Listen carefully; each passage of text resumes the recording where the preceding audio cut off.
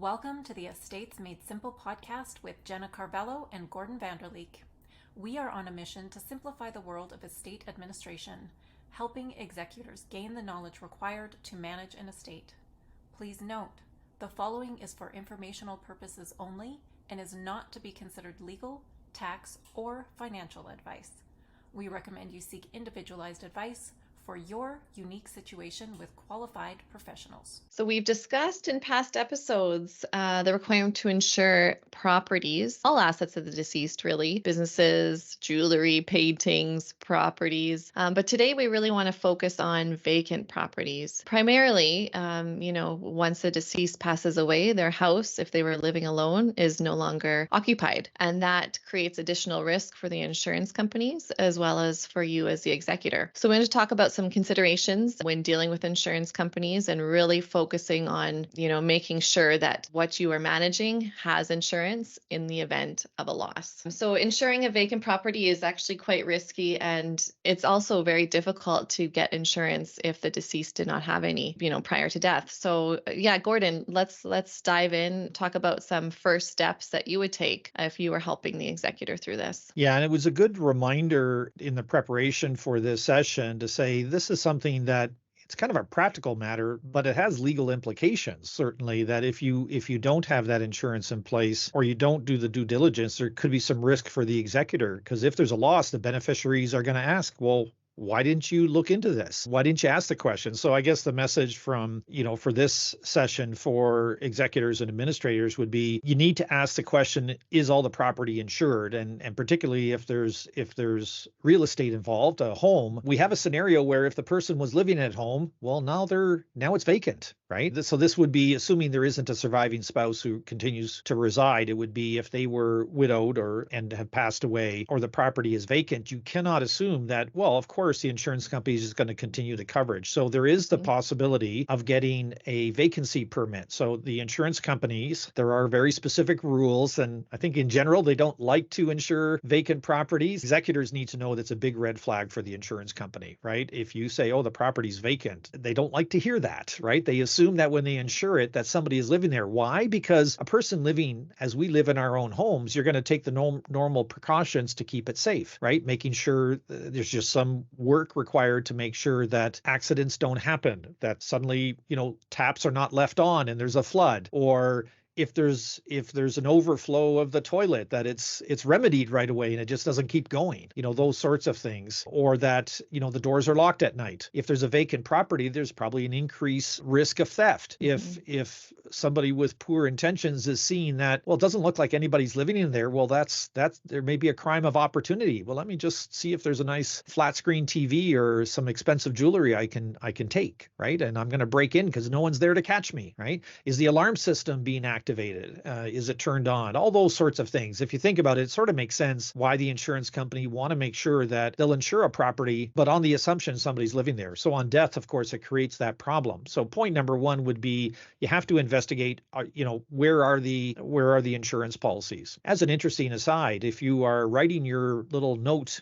or creating a roadmap document for your executor and to say, well, what does the executor need to know? Probably a really good bit of information is, well, where are your insurance policies and are they up to date? And as the executor needs to know, well, have the insurance premiums been paid, right? And we talked in an earlier episode about, well, maybe there's a payment that you have to go to the bank. If there's a premium due, get the bank to make that payment if there's amounts past due. So check to make sure the appropriate insurance coverage is in place. And if the property is going to be vacant, you need to get a specific vacancy permit to be able to ensure continued coverage. Or if you don't do that, the insurance company could take an off coverage position, or you may find out that there's damage to the property. There's a break-in, there's a fire, there's destruction that to repair may cost tens of thousands of dollars to fix. And if you don't have coverage, well, that's going to be an issue in terms of your report to the beneficiaries about, well, what was this expense about $50,000 to repair the home? What was that all about, dear executor? Asked the beneficiary. Well,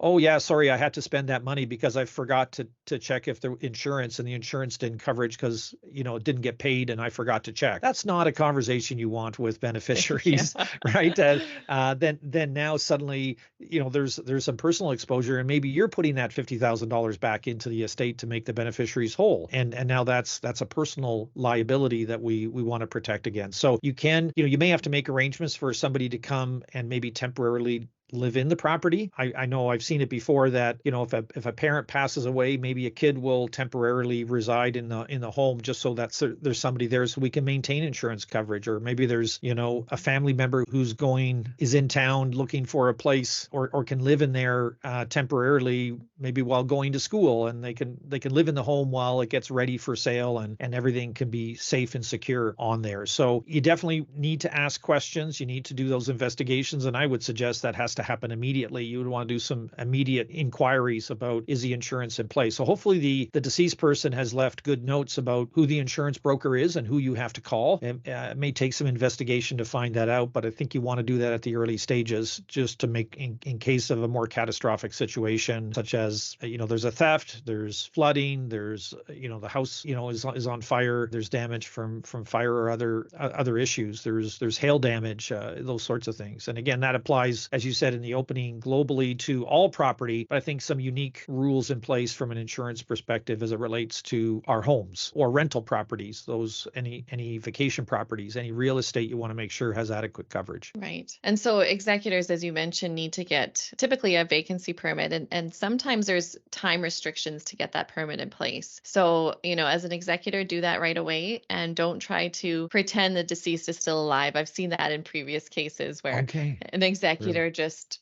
wants to keep it secret that the deceased has passed away and not advise the insurance company. So that is definitely not recommended. Stay on top of it, contact them as soon as possible so that you ensure that coverage is still available. And then understand requirements that the insurance company has. So it could be checking on the property every 1, 2, 3 days. Different insurance policies have different requirements with respect to that. Keeping a log of your visits is important. So if someone's going to check on the house, make sure you record it in the event that the insurance company does require that in the future. And I've also seen insurance companies, ask the question, is the snow being shoveled? Is the grass being cut? Are the lights turning on and off with an automatic timer? So there could be additional requirements that they want in place, as you mentioned, to make the house look lived in. We don't want it to look like a decrepit, vacant property that no one's visited in months. So the more, small little things you can do, the better you're protecting your risk of loss, as well as risk of any, individuals thinking they can go into the property without you being there.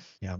Yeah, absolutely. I think that's a good practical point, right? Just make sure the house looks like it's lived in. That may be a deterrent right there. I think it stands to reason that if somebody is engaging in that type of behavior of breaking into homes to access money or valuables, if they're having to choose, but there's two homes side by side and one looks like it's vacant and no one's going to notice. There's no one inside to sound the alarm, if you will, or to call the police. Well, they're going to go into that home, not the one that's occupied. That's high risk. Vacant home is low risk for a burglar, right? To go in, that's easy picking. So you'd want to make sure, certainly, the other thought that comes to mind is not only have the insurance in place, but secure the valuables. It might be good to say, okay, if there's, valuable jewelry or paintings, well, let's put them under lock and key somewhere else, just in case. If there are vehicles, are they proper, just making sure they're properly insured. It looks lived in. If somebody says, well, that car's not moved for a long time, and like you say, the driveway's not shoveled or the grass mowed, that's a red flag for a burglar, somebody who's going to do some mischief. And we want to, your obligation is to keep,